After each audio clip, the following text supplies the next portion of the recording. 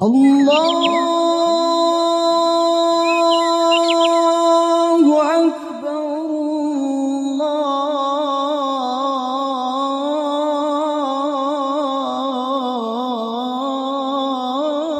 কি হচ্ছে কি আব্দুল্লাহ, তুমি এখনো ঘুমিয়ে আছো? এই যে আমি এত ডাকাডাকি করছি, তোমার কানে যাচ্ছে না? আল্লাহু আকবার। কি কি হয়েছে মা? চোর ঢুকেছে ঘরে? চোর ঢুকেছে? ঘরে চোর ঢুকেনি, কিন্তু তোমার মনে শয়তান ঢুকে গেছে। মানে কি মা, এসব কি বলছেন? মানে হলো, কখন আসরের আজান দিয়েছে, এখন কি রাত যে চোর ঢুকবে? ঘুমোতে ঘুমোতে এতটাই বেহাল দশা করে ফেলেছো যে বুঝতেই পারছো না এখন দিন না রাত। ভেবেছো রাতের ঘুম দিয়েছো? আসরের আজান সে কখন দিয়েছে, সবাই নামাজ পড়ে ফেলেছে, তুমি মসজিদে যাবে কখন? তোমার সাথে সব বন্ধুরা নিশ্চয়ই এখন নামাজ পড়ে বেরিয়েও গেছে, আর তোমার কিনা নামাজের কোনো খবরই নেই। ঠিক আছে মা, পড়ে নিচ্ছি। আজ দেরি হয়ে গেছে, আর একদিনও যেন তোমাকে দেরি করতে না দেখি। ঠিক সময় মতো যেন তোমাকে নামাজ পড়তে দেখি।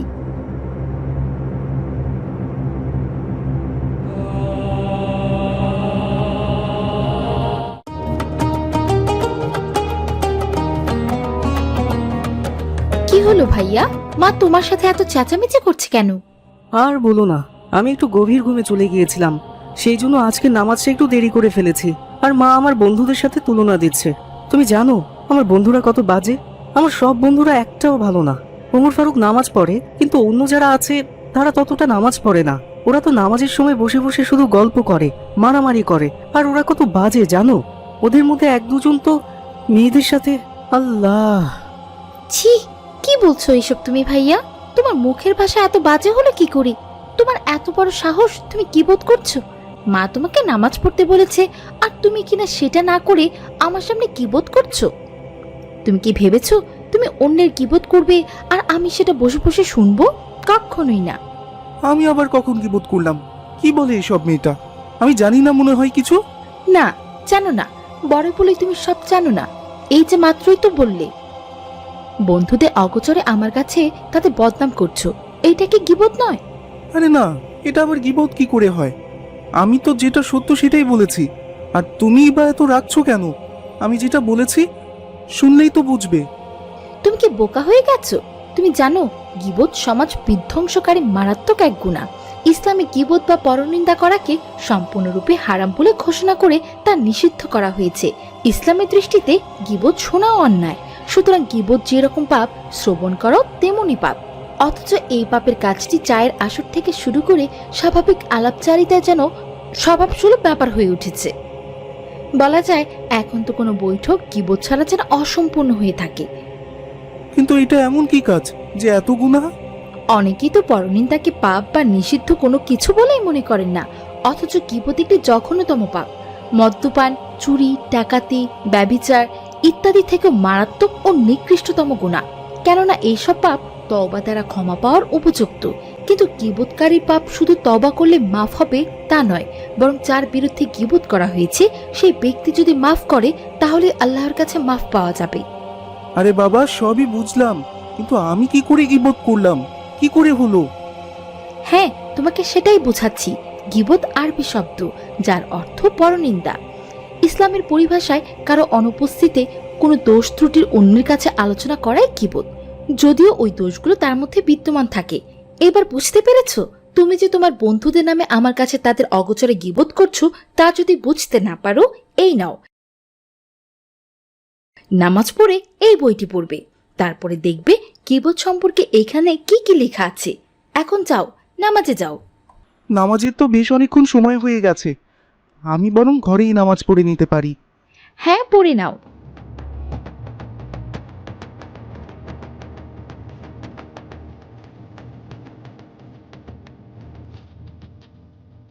হায় আল্লাহ, গীবত এত বড় অন্যায়! পবিত্র কোরআন শরীফ ও হাদিস শরীফে গীবত সম্পর্কে কঠোর ভাষায় হুঁশিয়ার করে দেওয়া হয়েছে বারবার। নবী করিম সাল্লাল্লাহু আলাইহি ওয়াসাল্লাম বলেছেন, তোমাদের কেউই কারো গীবত করবে না, গীবত করলে তোমরা ধ্বংস হবে। মহানবী সাল্লাল্লাহু আলাইহি ওয়াসাল্লাম আরও বলেন, তোমরা গীবত থেকে বেঁচে থাকো। অথচ আমরা তা জেনে কত গীবত করি। না না না, এখন থেকে আমি আর গীবত করব না।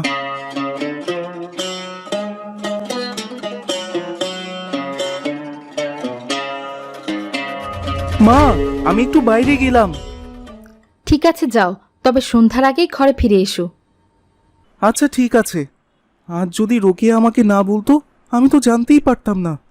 না জেনে আমি কত বড় অন্যায় করতাম। কুরআন ও হাদিসে গীবতকে মৃত ভাইয়ের গোস্ত খাওয়ার সঙ্গে তুলনা করা হয়েছে।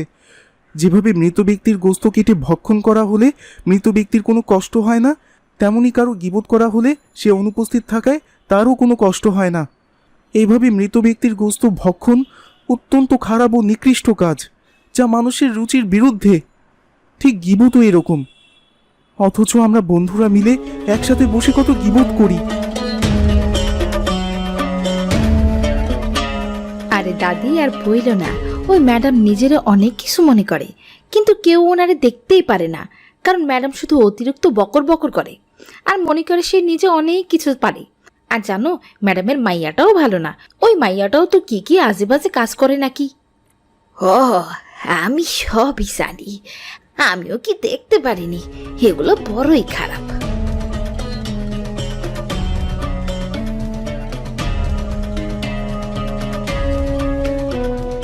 হে কি দাদি, তোমরা গীবত করছো কেন?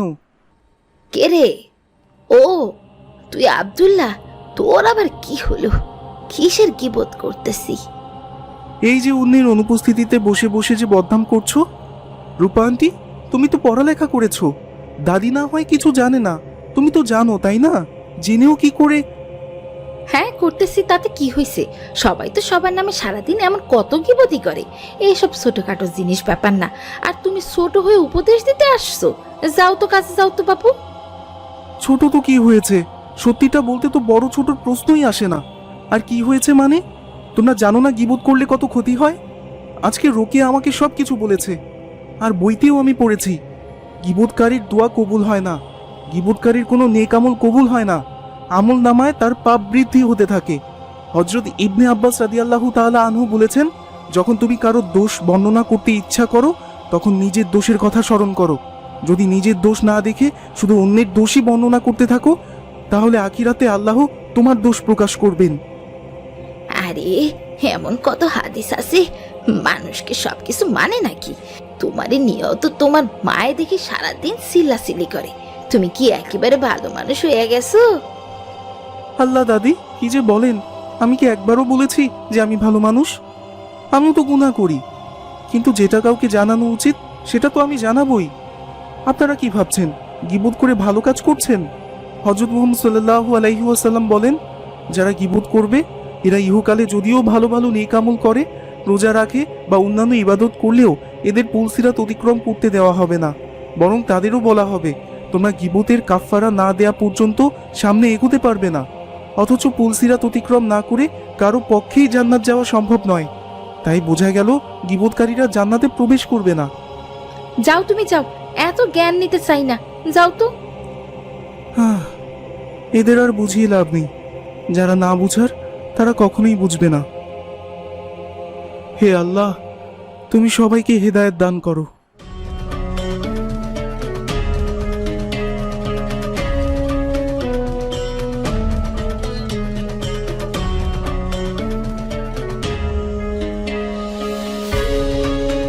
আসসালামু আলাইকুম, কেমন আছো তোমরা? ওয়ালাইকুম আসসালাম। আরে আব্দুল্লাহ যে, আসো আসো, এখন আমরা 3 বন্ধু মিলে আড্ডা দেব। এতক্ষণ দুজন মিলে আড্ডা দিতে ভালো লাগছিল না, ভালো হয়েছে তুমি চলে এসেছো। আচ্ছা তোমরা বসো, আমি একটু ভেতরে যাচ্ছি, তোমাদের জন্য কিছু নাস্তা পানির ব্যবস্থা করছি।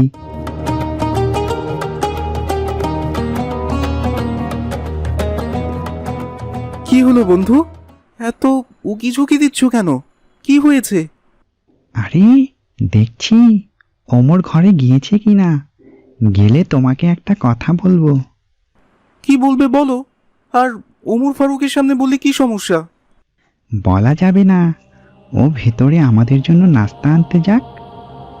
দরকার আছে বলার, ওর মা একটা বাজে মহিলা।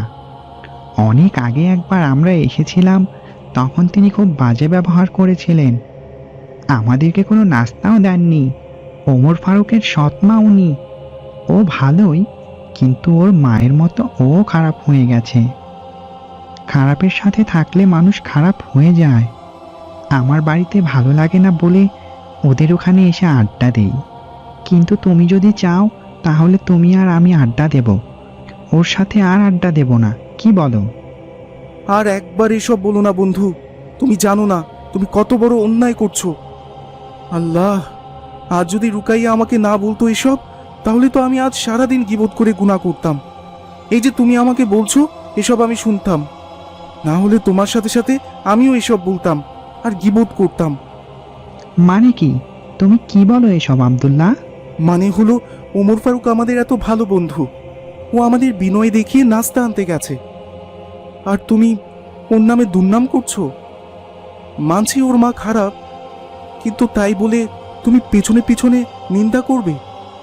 তুমি জানো পরনিন্দাকে গীবত বলে, আর গীবত করলে জাহান্নামে গীবতকারীদের দেহ থেকে গোস্ত ঝরে পড়বে।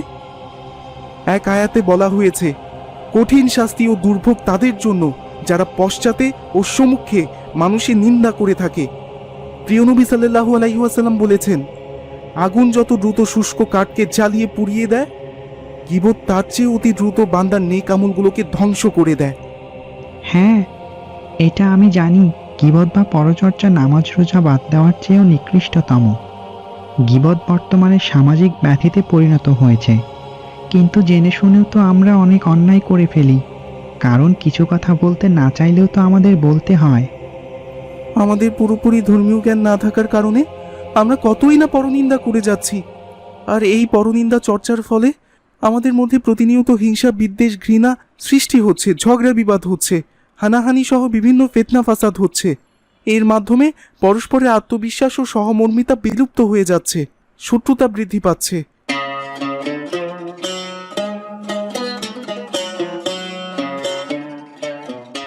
দুঃখিত বন্ধুরা, আমি তোমাদের কথা না চাইতেও শুনে ফেলেছি। আমি বুঝতে পেরেছি তোমরা আমাকে নিয়ে কথা বলছো, নিশ্চয়ই আমার মায়ের কথা বলছো। আসলে আমার মায়ের কথা সবাই বলে, কি করব বলো? আমি তাকে মা হিসেবে অনেক ভালোবাসি। তিনি যাই করেন না কেন আমি জানি একদিন তিনি আমাকে ঠিক ভালোবাসবেন। তাই তোমরা দয়া করে আমার মাকে নিয়ে পরনিন্দা করো না, আমি কষ্ট পাবো। তিনি যেমনই হোক না কেন, তিনি আমার মা। ওমর, ওসব মাথা থেকে সরাও। তোমাকে ছোট্ট একটা ঘটনা শোনাই, তাহলে তুমি বুঝতে পারবে গীবত করার পরিণাম। গীবত কবিরা গুনার অন্তর্ভুক্ত। গীবতের পাপ সুদ অপেক্ষা বড়, বরং হাদিসে গীবতকে বড় সুদ বলা হয়েছে। রাসূলুল্লাহ সাল্লাল্লাহু আলাইহি ওয়াসাল্লামের নিকটে আয়েশা রাদিয়াল্লাহু তাআলা আনহু সাফিয়া রাদিয়াল্লাহু তাআলা আনহুয়ের সমালোচনা করতে গিয়ে বলেন, হে আল্লাহর রাসূল সাল্লাল্লাহু আলাইহি ওয়াসাল্লাম, আপনার জন্য সাফিয়ার এরকম এরকম হওয়াই যথেষ্ট। এর দ্বারা তিনি সাফিয়ার বেটে সাইজ বোঝাতে চেয়েছিলেন। নবী করিম সাল্লাল্লাহু আলাইহি ওয়াসাল্লাম বলেন, হে আয়েশা, তুমি এমন কথা বললে? যদি তা সাগরের পানির সঙ্গে মিশানো যেত তবে তা সাগরের রঙকে বদলে দিত। আল্লাহ, তুমি না বললে তো এসব জানতামই না। কি বলো? আমি তো কখনো এসব পড়িনি। তোমার ওই বইটা কি আমাকে দেবে, যেটা রুকাইয়া তোমাকে দিয়েছিল? হ্যাঁ, অবশ্যই দেব। তোমাকে আরেকটা কাহিনী শোনাই। গীবত কবরের শাস্তি ভোগের অন্যতম কারণ। একদা রাসূলুল্লাহ সাল্লাল্লাহু আলাইহি ওয়াসাল্লাম দুটি কবরের পাশ দিয়ে যাচ্ছিলেন। হঠাৎ তিনি থমকে দাঁড়ালেন এবং বললেন, এই দুই কবরবাসীকে শাস্তি দেওয়া হচ্ছে, তবে তাদেরকে তেমন বড় কোনো অপরাধের শাস্তি দেওয়া হচ্ছে না। এদের একজনকে শাস্তি দেওয়া হচ্ছে চুগলখড়ি করার কারণে, এবং অন্যজনকে শাস্তি দেওয়া হচ্ছে পেশাবের ব্যাপারে অসতর্কতার কারণে। অপর হাদিসে চুগলখড়ির পরিবর্তে গীবত করার কথা উল্লেখ রয়েছে। তবে কিছু কিছু ক্ষেত্রে গীবত করা জায়েজ, যেমন অত্যাচারী জালেম শাসকের সম্পর্কে গীবত করা যাবে। কারো দোষ দূর করার জন্য গীবত করাতে কোনো অসুবিধা নেই। কোনো ব্যক্তিকে সঠিক পথে ফিরিয়ে আনার জন্য বা পাপ কাজ থেকে লজ্জা দেওয়ার জন্য গীবত করা যাবে। কাউকে কোনো ভালো শিক্ষা ও সৎ পথে আনার উদ্দেশ্যে ওই ব্যক্তির গীবত করা যাবে। দ্বীন ইসলামের প্রতি উৎসাহী করার জন্য গীবত করাও বৈধ। কেউ যদি বিয়ের উদ্দেশ্যে কারো কাছে পাত্র বা পাত্রীর সম্পর্কে কোনো কিছু জিজ্ঞাসা করে বা জানতে চায়, তাহলে নিয়ম হলো দোষ ত্রুটি থাকলে তা বলে দেওয়া। তা গীবত হবে না, কারণ ওই পাত্রপাত্রীর দোষ ত্রুটি এখন না বললেও বিয়ের পরে যখন প্রকাশ পাবে তখন দাম্পত্য জীবনে অনেক ফিতনা ফাসাদ ও ঝগড়া বিবাদ হতে পারে। মোদ্দা কথা হলো, আমাদেরকে গীবতের ব্যাপারে খুবই সতর্ক থাকতে হবে। একে অপরের দোষ ত্রুটি আলোচনা না করে নিজের দোষ ত্রুটি খুঁজে তার সংশোধন করার চেষ্টা করতে হবে। আল্লাহ তাআলা সবাইকে পরনিন্দা থেকে বেঁচে থাকার তৌফিক দান করুক, আমিন। তোমাকে অনেক ধন্যবাদ আব্দুল্লাহ। আমাকে যদি এসব না বোঝাতে তাহলে আমি জানতামই না। ওমর ফারুক, তোমাকে অনেক ধন্যবাদ। আমি এতদিন মনে মনে ভেবে এসেছি আমি বোধহয় তোমাদের থেকে অনেক বেশি কিছু জানি, কিন্তু আজ বুঝলাম আমরা সবাই সব কিছু জানি না। তোমরা দুইজন আমাকে যদি আজ এসব কথা না বলতে তাহলে আমি না জেনে শুনে কত অন্যায় করতাম, আর আমার মনে কত হিংসার জন্ম হতো। একসময় এসবের কারণে ঝগড়াঝাটি হতো। আব্দুল্লাহ অনেক ভালো, ও আমার গীবতকে প্রশ্রয় দেয়নি। আমাকে না, আব্দুল্লাহকে ধন্যবাদ দাও। আব্দুল্লাহ তোমার চোখ খুলে দিয়েছে। আমাদের উচিত কখনোই কারো নিন্দা না করা। পৃথিবীর সবচেয়ে বড় ধন্যবাদ আমার বোন রুকাইয়াকে। আজকে আমি রুকাইয়ার সাথে বসে বসে যখন গল্প করছিলাম তখন আমি জানতে পেরেছি যে আমি কত বড় অন্যায় করছি, কত বড় ভুল করছি। এই গীবতের ব্যাপারে সবাইকে আমরা জানাবো, নতুবা সবাই তো দোষ করবে, পাপ করবে। হ্যাঁ ঠিক আছে, তবে এখন চলো একটু নাস্তা খেয়ে নাও। মাগরিবের আজান দিয়ে দিবে খানিক পর। আমরা সবাই একসাথে নামাজ পড়ি, কি বলো? হ্যাঁ অবশ্যই অবশ্যই, আগে নাস্তাটা করি। হ্যাঁ, নাস্তা কিন্তু আবার মন্দ বলো না। হ্যাঁ, না না, আর না ভাই, এসো। হ্যাঁ অবশ্যই অবশ্যই।